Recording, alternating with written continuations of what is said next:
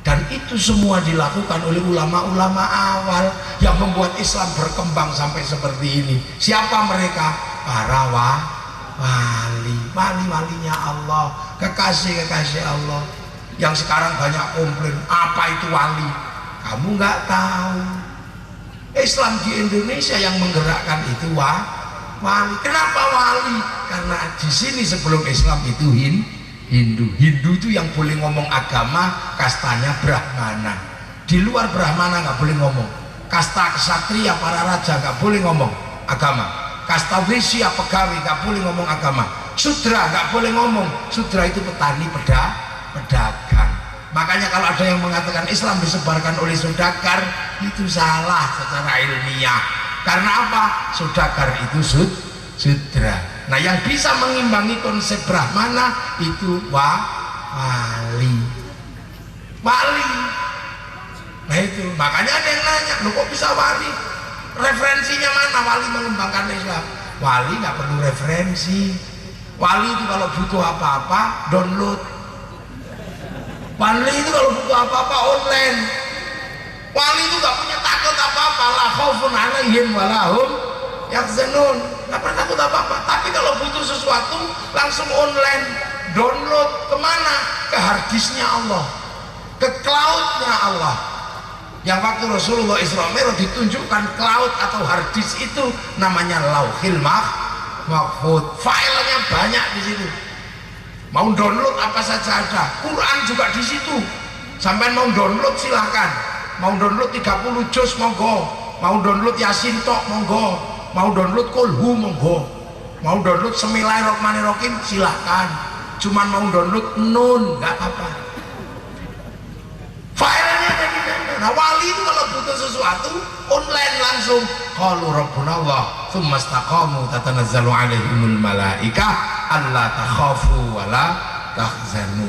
Makanya itu tadi, wali itu kalau butuh sesuatu langsung online. Ya Allah, ya Allah, ya Allah, ya Allah, ya Allah, ya Allah. Nyebut asma Allah online ke sana. Ada yang sampai 25 tahun, ada yang 3 tahun, ada yang 4 tahun. Makanya wali-wali itu filenya besar, kuotanya besar. Makanya wali itu punya wifi. Nah, kita ini kan nggak punya wifi, karena setiap diajak download langsung tidur. Yallah, yallah, yallah, yallah, yallah, yallah, yallah, yallah, yallah, yallah, yallah, yallah. Ah lah, lama sekali.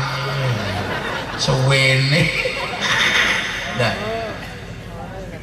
sama kan? Nah, itu makanya kita akhirnya merasakan ada konsep yang mirip. Sekarang sampean punya kartu handphone terhubung dengan satelit, maka kemudian handphone bisa kirim gambar, kirim foto, kirim berita. Kalau punya wifi, kalau punya kuota. Kalau nggak punya wifi, nggak punya kuota, tinggal cari ke warung, cari wifi gratisan, freewifi.co.id. Sama dengan nyawa kita, ruhani kita. Kalau kita mau kirim Al-Quran, kirim doa ke ahli kubur, kirim kemanapun, kita pasti, karena kita nggak punya wifi, kita pakai wifi-nya Nabi. Ila hadratin Nabiyil Mustafa. Wifi-nya Nabi kita pakai, wifi-nya Syekh Abdul Qadir Al-Jilani. Wa ruwa ila jami'il muslimin wal muslimat wal mu'minin wal mu'minat wa nakhussu khususan ila ruhi Abi Pak Harto, gitu ya. Fatihah ini belum dapat. Terus ada yang nggak percaya, masa doa bisa dibagi? Ya kamu orang nggak tahu, kuno kamu itu. Kemarin sepak bolanya Liverpool sama Madrid, sampean ke sana? Enggak kan? Sampean kan di rumah. Cukup di sana ada satu orang nyuting, oleh tukang syuting dinaikkan ke wifi-nya satelit, oleh satelit dibagi ke seluruh dunia, namanya siaran langsung, bagiannya sama, jamnya sama, kebagian semua. Makanya kalau ada orang nggak percaya doa bisa dibagi, orang ini nggak punya TV. Ini konsep gede itu dulu yang Rasulullah naik ditunjukkan cloud itu, yang oleh orang Yahudi sama Nasrani dikenal dengan istilah tabut Sulaiman. Orang Yunani Helenisme menyebut dengan kotak Pandora. Kalau orang Jepang menyebut kantong Doraemon.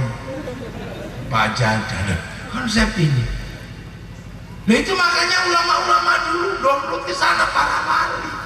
Makanya begitu ketemu masyarakat berbeda-beda, kembalikan kepada Allah, kembalikan pada Rasulullah yang rukun, bahwa semua ada takdirnya masing-masing. Maka perbedaan agama, perbedaan suku disatukan dalam konsep ra'iyah, sebagaimana Rasulullah menyebut kullukum ra'in wa kullukum mas'ulun an ra'iyati. Akhirnya ra'iyah ngumpul, namanya musyarakah yang dikenal dengan konsep masyarakat.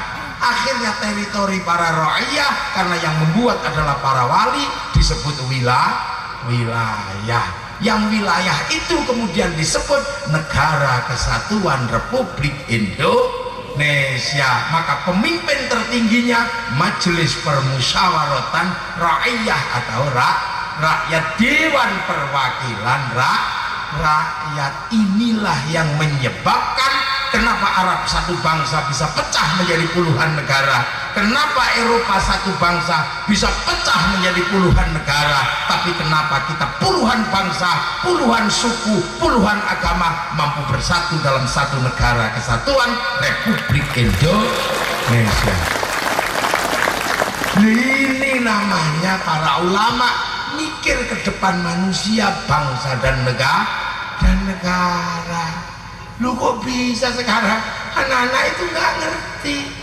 Kenapa? Kalau baca Fatihah, Bismillahnya hilang. Ini serius ini masalahnya. Sekarang banyak sekali tiba-tiba kalau baca Fatihah langsung Alhamdulillah. Lu mau memuji kok nggak kenal, itu gimana? Kenal dulu baru kamu puji. Kalau ulama-ulama Makkah tidak menghilangkan Bismillah, tapi disir, menyebut Bismillah dengan halus, alon, pelan-pelan. Bismillahirrahmanirrahim, Alhamdulillahirabbil alamin. Tapi yang baru-baru ini Bismillahnya nggak ada karena menganggap bahwa Bismillah itu bukan bagian dari Fatihah, tapi dia bagian dari innahu min Sulaimana wa innahu bismillahirrahmanirrahim. Duh, pilih konsep berat.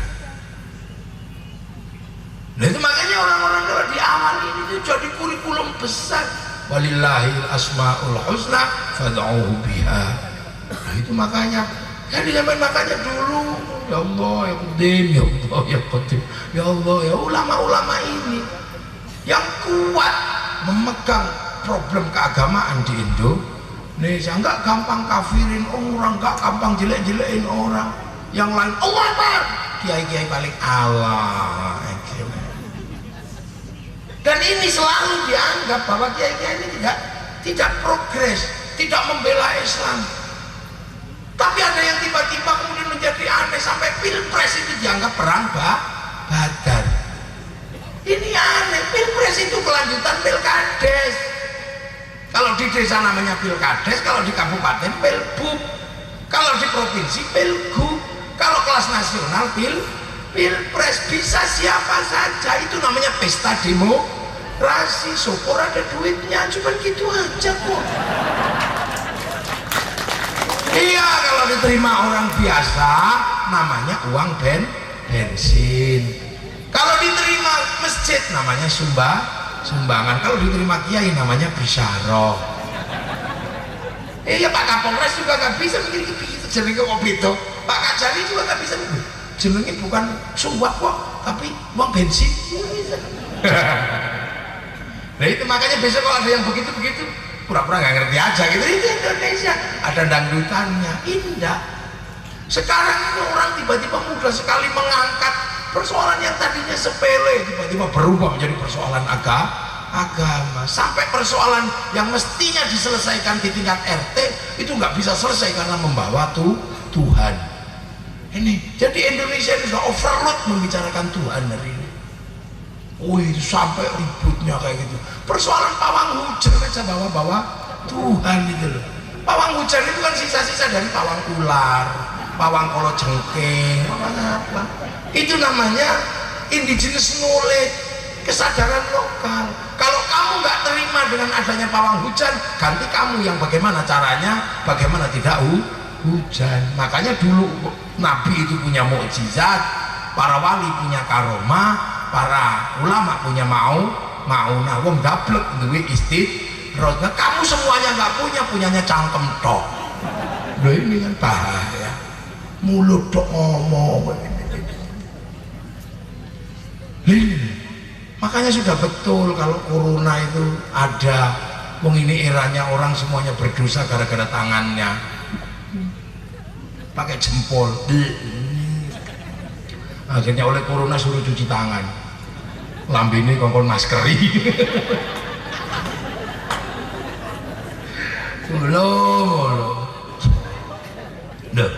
menyelesaikan konsep Ar-Rahman ini gak gampang.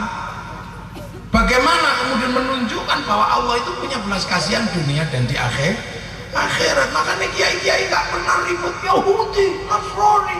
Ini dunia, Pak. Dunia itu ya begini ini.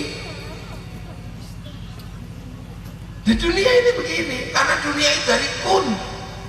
Kun itu dari kana. Kana itu akhwatuha.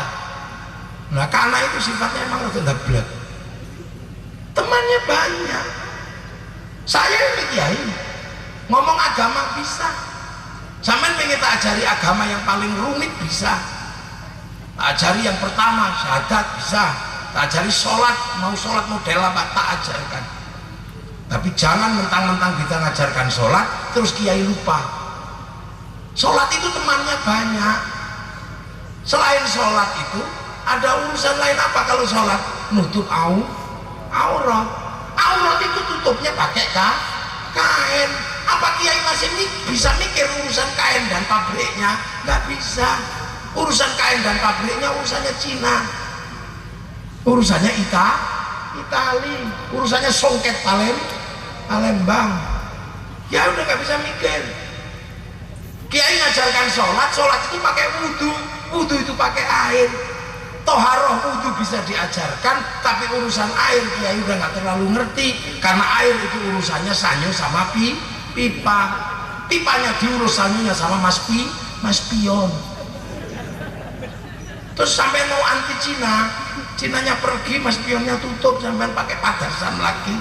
Nak mana? Nak ke ayi.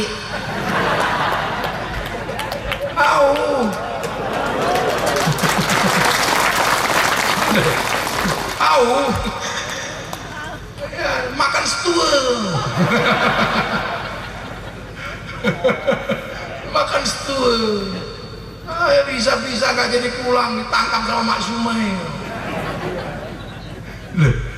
Ya ini agama itu. Jadi Ar-Rahman itu punya lingkaran yang cukup harus dipahami. Sholat itu pakai tempat namanya masjid. Masjid itu mempertemukan batu sama pasir. Siapa yang mempertemukan? Semen. Apa kiai masih bisa mikir semen? Itu urusannya semen. Mana ini? Batu Rajo. Mana nih? Loh, iya. Haji bisa diajarkan oleh para ulama. Mau haji yang paling mabrur sampai termabrur bisa diajarkan. Tapi kalau sudah urusan berangkat haji, itu urusannya Boeing sama Airbus.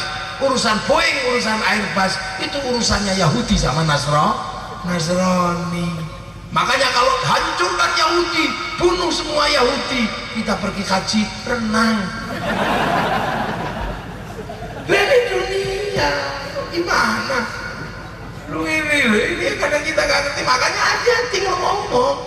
Ar-Rahman itu punya lingkaran dunia yang luar biasa, yang mengembalikan manusia kepada Rahmannya Allah. Kita melihat singa makan kambing, kita melihat singa makan babi, kita emosi. Pada saat yang sama kita lupa setiap hari makan ayam. Dipikir ayam gak kepingin hidup.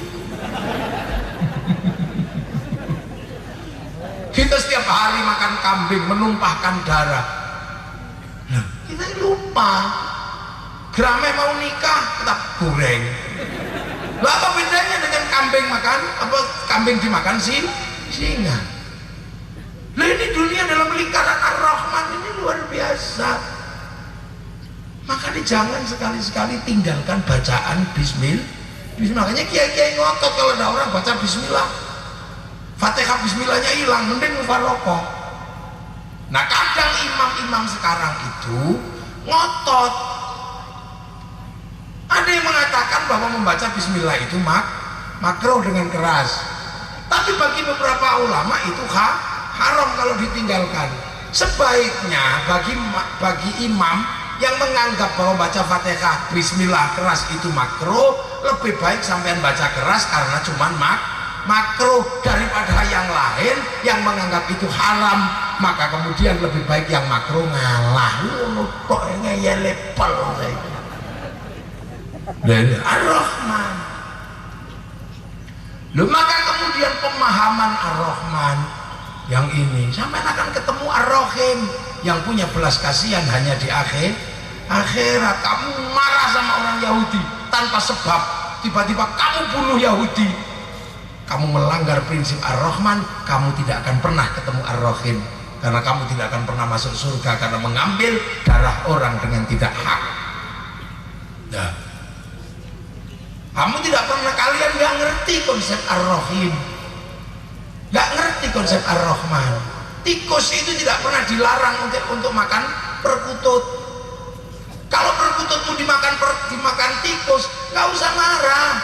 Jangan kamu potong tikus kakinya, karena kalau kamu potong kakinya tikus karena makan ini, kamu nggak akan pernah ketemu Ar-Rahim. Makanya burungmu sajila sangkar. Memahami prinsip ini, makanya orang-orang yang menyelesaikan konsep Ar-Rahman akan mudah ketemu Ar-Rahim. Lah Ar-Rahman itu alhamdulillahi rabbil alamin.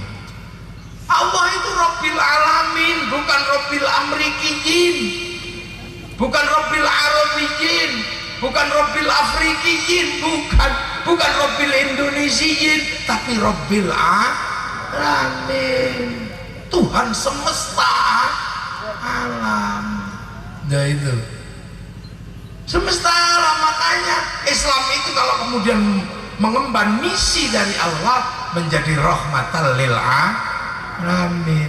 Nah itu makanya jangan heran, puji Allah dengan Allah itu seluruh Tuhan sekalian alam. Makanya kenallah, sekarang orang nggak kenal, tiba-tiba dikit-dikit Allahu Akbar. Masa ada orang judi aja Allahu Akbar? Orang judi itu nggak perlu Allahu Akbar. Karena apa? Kebesaran Allah tidak akan dihalangi oleh orang berjudi. Nggak usah. Jadi kalau ada orang berjudi nggak usah pakai Allahu Akbar, kegedean. Masa Allah kamu hadapkan sama orang berjudi, panggil Pak Kapolres, tangkap loh Pak, udah selesai. Diem-diem lagi nangkepnya, nggak usah rame-rame, yang ditangkap juga nggak malu. Jadi kalau suatu saat sudah kira-kira baik, lepaskan lagi juga nggak apa-apa. Loh itu tugasnya Pak Kapolres. Kita nggak perlu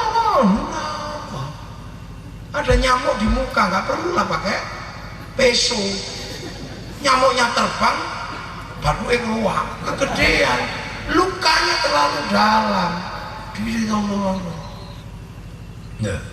Nah setelah Ar-Rahman, Ar-Rahim. Ar-Rahim itu siapa? Maliki Yaumiddin.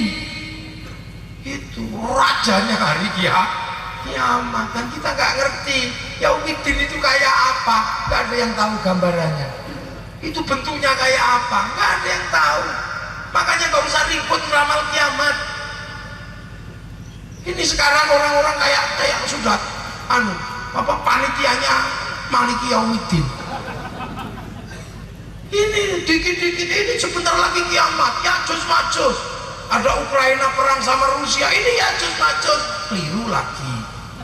Ini tanggal 15 hari Jumat bulan Ramadan, akan ada asteroid nabrak bumi, akan ada hari kiamat. Takut semua orang Sumatera. Akhirnya kebun dijual, rumah dijual, serahkan kepada panitia hari kiamat. Nggak jadi lagi. Ini kan ada ustadz-ustadz siapa itu yang dikit-dikit berbicara kiamat. Kiamat kok mau bahas itu ngapain? Kiamat itu nggak sendirian, kiamat itu bareng bareng lah, bareng-bareng aja kok dibahas. Mati bareng belum gitu sudah. Enggak kok satu-satu bupati dulu gitu, enggak. Jadi Maliki Yaumiddin itu misterinya Allah, hanya Allah yang tahu. Maka jangan sok-sokan menjadi panitia hari kiamat. Itu tembok Cina, tembok Yajus Majus, enggak. Itu tak bikinan dinasti di Cina. Enggak usah jauh-jauh Borobudur bikinan Nabi Sulaiman, enggak. Itu bikinan bangsa Sailendra. Semua masih catatannya ada. Enggak usah sok-sokan, ini mendekati kiamat. Ini harus ada khilafah. Khilafah apa meneh? Karena ini akan ada kiamat. Ya khilafah itu tanda kiamat.